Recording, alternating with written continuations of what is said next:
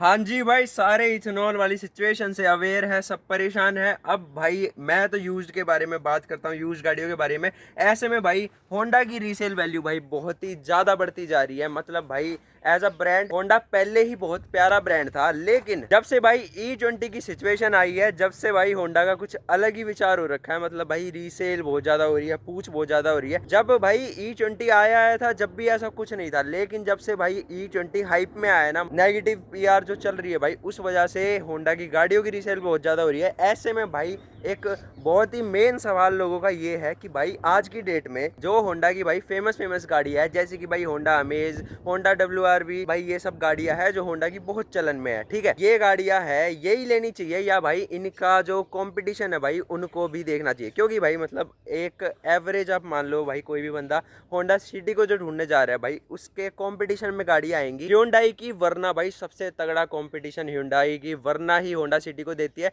उसके बाद में आएगी भाई अपनी मारुति सुजुकी की सियाज, वो भी भाई थोड़ा सा प्रीमियम सेडान में आती है। ठीक है, तो भाई ये तीन गाड़ियां है। अब मैं ये बात करने वाला हूँ भाई, आज की डेट में क्या केवल भाई आप होंडा सिटी को ही प्रायोरिटी दोगे, या फिर होंडा अमेज को ही दोगे, या और भी गाड़ियां आप देख सकते हो? और आपको कौन सी गाड़ी में भाई कितना ड्रॉबैक रहेगा? अगर भाई आप होंडा सिटी की जगह वरना ले रहे हो, या होंडा अमेज की जगह डिजायर ले रहे हो, तो भाई आपको E20 की वजह से क्या भाई डिजायर बिल्कुल ही अवॉइड कर देनी चाहिए? अगर ले लोगे तो भाई दिक्कतें क्या क्या आपको फेस करनी पड़ सकती है? और होंडा की गाड़ी क्या पूरी तरीके से ही भाई फ्यूचर प्रूफ और सेफ है? बेसिक कॉन्सेप्ट से देखते हैं भाई, शुरू करते हैं। मान लीजिए भाई सबसे जो एक भाई सेडान वाली कैटेगरी है, जो अपनी कॉम्पैक्ट सेडान वाली जो कैटेगरी है भाई, उसमें आप जा चुके हो, और भाई आपके पास में गाड़ियों के ऑप्शन है कुछ भाई, जैसे कि आपके पास में मारुति की डिजायर का ऑप्शन, एंड भाई दूसरा ऑप्शन भाई E20 कंपैटिबल होंडा अमेज का ऑप्शन। ठीक है, बिकॉज भाई होंडा की गाड़ियां जो है 2009 से ही E20 कंपैटिबल है, जिसकी वजह से आपको E20 में कोई भी दिक्कत नहीं आने वाली है। अब यहाँ पर एक बेसिक सा सीधा ये लगेगा कि हाँ यार, मतलब फिर तो अमेज ही लेनी चाहिए, डिजायर को तो मतलब आप क्यों ही देख रहे हो? लेकिन भाई हर एक सिचुएशन में एक अलग सिनेरियो होता है, उसी की भाई आपको अपने यूज केस के हिसाब से देखनी है। अब भाई केवल आपको पेट्रोल पे ही चलना है तो अमेज भाई बहुत ही बढ़िया गाड़ी है। अब मैं बता दूं भाई, ये हमारी खड़ी है i10, एंड ये जब मैं ले रहा था भाई, उस टाइम भी मैंने होंडा की गाड़ियों पे बहुत ही तगड़ी नजर रख रखी थी। उस टाइम E20 का आ चुका था E20, लेकिन यूँ था कि भाई मुझे CNG पे चलानी थी, तो भाई कोई ऐसे दिक्कत नहीं थी। लेकिन अमेज भाई मैंने 2-3 चला के देखी, अब मैं बताता हूँ भाई क्या दिक्कतें आती है। जितनी भी मैंने अमेज चला के देखी, सबसे पहले तो भाई चाहे वो पेट्रोल की हो चाहे CNG की, मुझे लाख किलोमीटर से नीचे कोई मिली ही नहीं, सारी लाख प्लस चली हुई थी। अब एक भाई मैंने लाख किलोमीटर चलाई हुई गाड़ी चलाई, उसके तो भाई क्लच प्लेट में दिक्कत लग रही थी। दूसरी चलाई भाई, दूसरी की सस्पेंशन बजे पड़े थे, क्लच प्लेट में दिक्कत थी भाई। 1,15,000 चली हुई गाड़ी थी, तो गाड़ी मतलब ऐसी हो रखी थी। क्योंकि भाई लाख किलोमीटर चलने के बाद ना, ये सच्चाई है कि अगर मेंटेन नहीं कर रखी ना उन्होंने ढंग से, तो भाई थोड़ा सा गाड़ी करती है। ठीक है, मतलब मेंटेन गाड़ी है तो भाई चल लेती है, इंजन की कैपेसिटी तो बहुत है। लेकिन इंडिया में भाई लोग मेंटेनेंस में भाई मार खाते हैं। मतलब भाई कोई पार्ट चेंज होना है 20,000 किलोमीटर में, उसको चला देंगे भाई 30,000 40,000। ठीक है, मतलब एंड आने के बाद में बिल्कुल चेंज कराएंगे।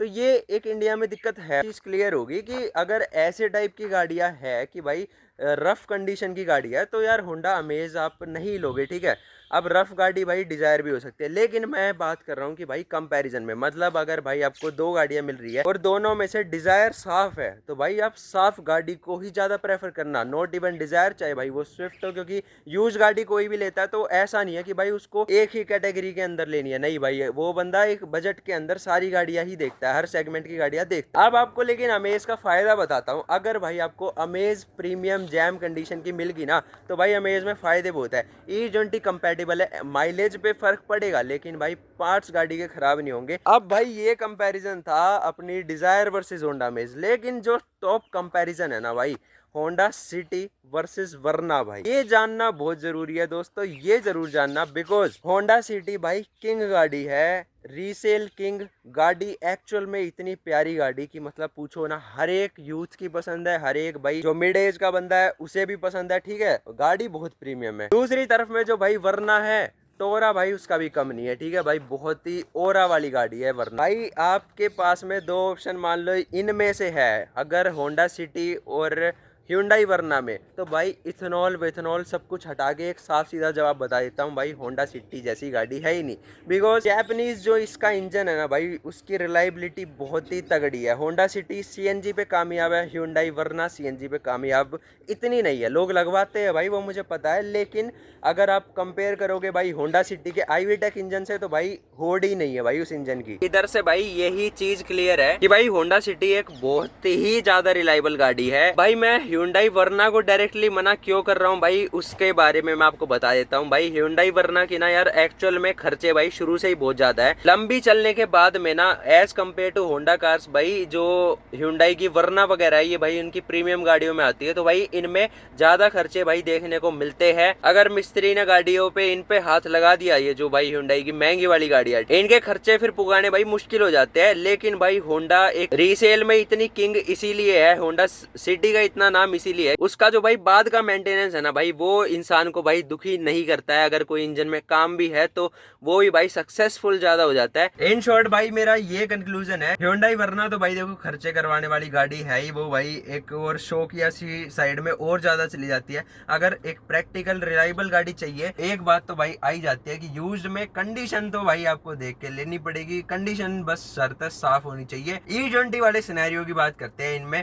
यस भाई 2023 से पहले की वरना होगी भाई, वो E10 कंप्लाइंट मिलेगी। होंडा सिटी चाहे कोई सी भी ले लो भाई, 2009 से ऊपर जितनी भी आ रही है सारी E20 कंप्लाइंट है, तो भाई वहां भी आप होंडा सिटी में जो है सेफ रहोगे। एंड भाई अगर हम बात करते हैं बिल्कुल बजट में, तो भाई होंडा की एक गाड़ी बजट में भी आ रही है, वो है होंडा की ब्रियो। उम्मीदों से लॉन्च करा था। अब इस गाड़ी को थोड़ा सा अगर किसी को नहीं पता मैं बताता हूँ भाई, ये एक छोटी सी गाड़ी है, हैचबैक सेगमेंट में है। होंडा ने एक टाइप से ये अमेज है, लेकिन भाई ये पीछे से काट दी, हैचबैक बना दिया अमेज का, लेकिन भाई ये काटी ऐसी की बिल्कुल भाई चक्कू से ही काट दी, फ्लैट करके, ठीक है। अब भाई इसमें डिग्गी में वो सबको पता है, जो पीछे ग्लास की डिग्गी आती है, और काफी बड़ा सा ग्लास है, जो कि भाई बहुत सारे बंदों को जो है देखने में अच्छा नहीं लगता। अब भाई मैं बता दूं, सीएनजी गाड़ी अगर आप इसमें जाओगे ब्रियो की तरफ में, तो भाई दिक्कत ये आएगी, थोड़ा सा ग्लास है तो अगर ढीली वीली होगी तो, हालांकि भाई सीएनजी ऐसी होती नहीं, ये सब अफवाह वाली बात है, लेकिन एक मैं बात आपको जस्ट बता रहा हूँ, तो ग्लास टूटने का थोड़ा सा खतरा है। और वैसे मत मानना भाई, वैसे जो है ऐसी चीजें आएंगी नहीं। हाँ, बूट स्पेस आपका खत्म हो जाएगा बिल्कुल। अब भाई इसके कंपैरिजन में भाई आप i10 देख रहे हो या फिर चलैरियो, बहुत सारी गाड़ी आती है, क्योंकि भाई यहाँ तो मतलब लिमिट ही नहीं है गाड़ियों की हैचबैक वाले सेगमेंट में। तो भाई अगर सीएनजी में ही जा रहे हो तो आप और गाड़ियों पे जा सकते हो, जैसे कि मैं ही देख लो, जैसे मैंने भाई i10 ले रखी है, तो सेम वही बात मैं आपसे बता रहा हूँ। अगर आपको भाई बढ़िया तरीके से E20 के बारे में जानना है ना, तो भाई आप मेरी पिछली वाली वीडियो जाके देख लेना, उसमें भाई मैंने बताई है कौन से ब्रांड्स की कार किस सिनेरियो में कैसी क्या लेनी चाहिए, भाई सब कुछ बताया। एक बात और बताना भाई, E20 से रिलेटेड और कौन से टॉपिक पर आप वीडियो देखना चाहते हो, क्योंकि भाई E20 में अनगिनत टॉपिक्स है बात करने के लिए। कुल मिला के कंक्लूजन यही है कि क्या भाई होंडा की गाड़ियों के पीछे चलना चाहिए। भाई देखो, रीसेल अगर बहुत ज्यादा आपको हाई मिल रही है तो हाई रीसेल पे मत जाना। आपको अगर भाई उसकी कंपटीशन की गाड़ी 50,000 सस्ते में मिल रही है, तो मेरे भाई अपने 50,000 बचाओ, बाद में काम करवा लेना। सीएनजी गाड़ियों पे जाओ भाई, आज की डेट में मेरा तो यही सजेशन है।